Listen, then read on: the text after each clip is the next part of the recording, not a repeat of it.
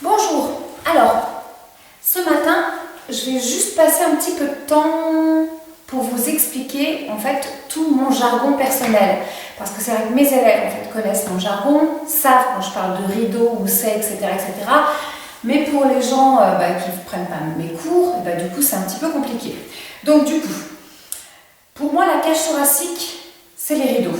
Donc du coup c'est l'image des rideaux de nos grands-mères peut-être qui sont comme ça, qui vont s'ouvrir sur les inspirations et dans l'expiration se refermer et se rapprocher. Les punaises c'est le bas des omoplates. Donc quand je parle de la pointe basse des punaises qui sont sur le sol, ça veut dire que cette partie-là est fixée dans le sol. Je parle aussi souvent des bretelles. Donc les bretelles, en fait, elles sont situées à partir, alors je vais me placer comme ça, entre ici, la base des hanches, on va dire, et la base de la cage thoracique. Donc de chaque côté, du coup ça va vous permettre d'imaginer que vous avez comme un écran de télé, là, comme un espèce de petit rectangle, et du coup c'est la ceinture abdominale. Donc, du coup ça va forcer à garder cette ceinture abdominale. Donc la plupart du temps, dans les exercices, on a les petites bretelles dans le même espace, dans la même longueur. Quand on fait des rétroversions, les bretelles, elles vont au contraire, donc les bretelles vont rétrécir, d'accord? Quand je repasse en dos droit, les bretelles reprennent leur longueur normale, et quand je passe en extension, donc ce qu'il ne faut jamais faire en pilates, les bretelles, en fait, elles vont s'agrandir, et ça, on ne le fait pas. Alors, deuxième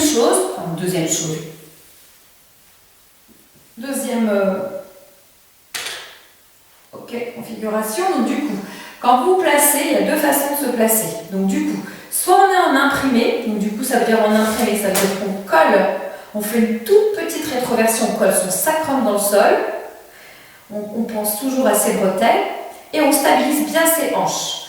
Les positions pilates, la position de base, on doit avoir les pieds, les genoux, les hanches, ici les épaules, dans le même alignement.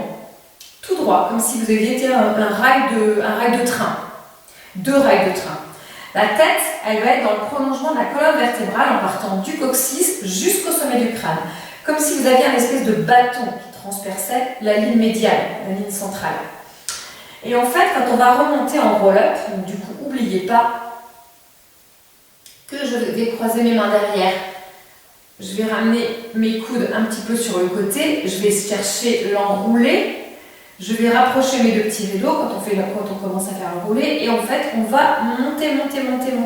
Quand on monte, on a simplement une petite balle, d'accord, de tennis, ping-pong, ce qu'on veut. Par contre, il ne faut pas que le menton touche cette partie-là.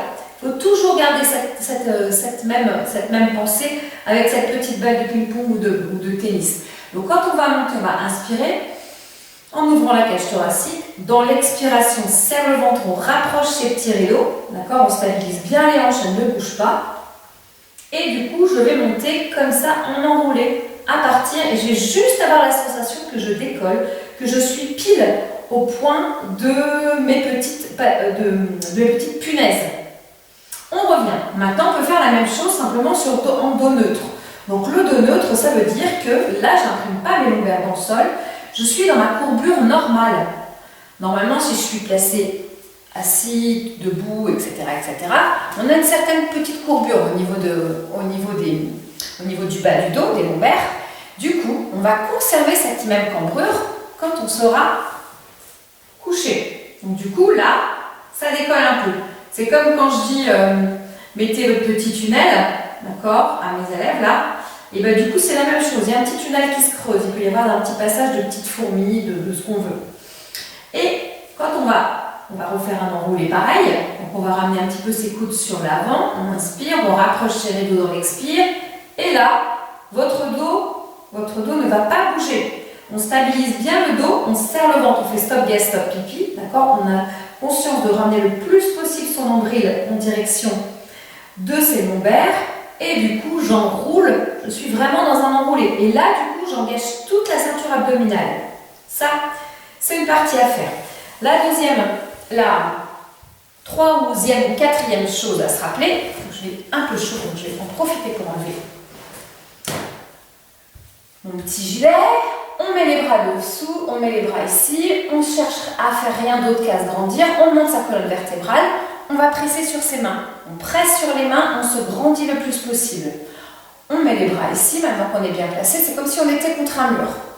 Maintenant, je suis placée sur mes ischions, d'accord? Je vais inspirer. Dans l'expiration, on va faire une rétroversion, c'est-à-dire qu'on va rouler sur ses fesses, d'accord? On roule sur ses fesses et doucement, on va partir sur le sacrum.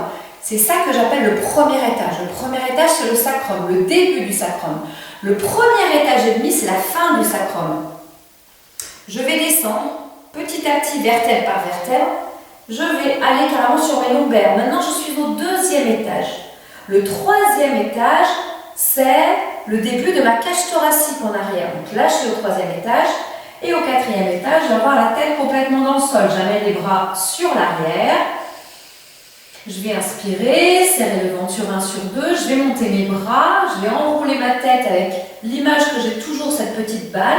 Je vais doucement monter, remonter vertèbre par vertèbre. Là, je suis au troisième étage. Du coup, parce que j'ai mes lombaires dans le sol. Maintenant, je vais monter jusqu'au deuxième, jusqu'au premier, jusqu'à me retrouver complètement assise.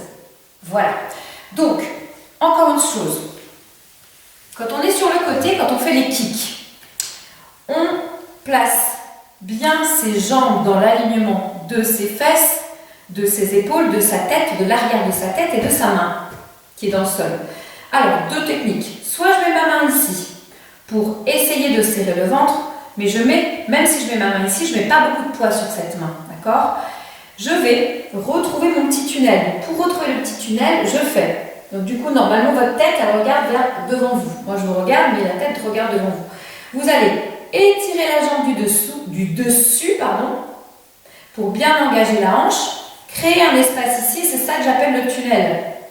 Et du coup, après, on va pouvoir faire les kicks soit devant, soit derrière, soit en haut, soit en dehors. Ça, j'appelle ça position de la sirène, d'accord? Ou Charlie Chaplin, ça dépend si j'ai des garçons dans mes cours.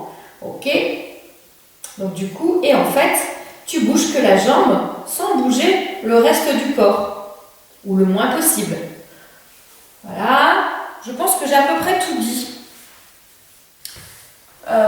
Voilà, donc du coup, ça c'est en fait, c'est toutes les explications, comme ça, toutes les personnes qui ne prennent pas mes cours et qui ne connaissent pas mon jargon, mon langage, eh bien, du coup, ce sera plus simple pour vous. Voilà.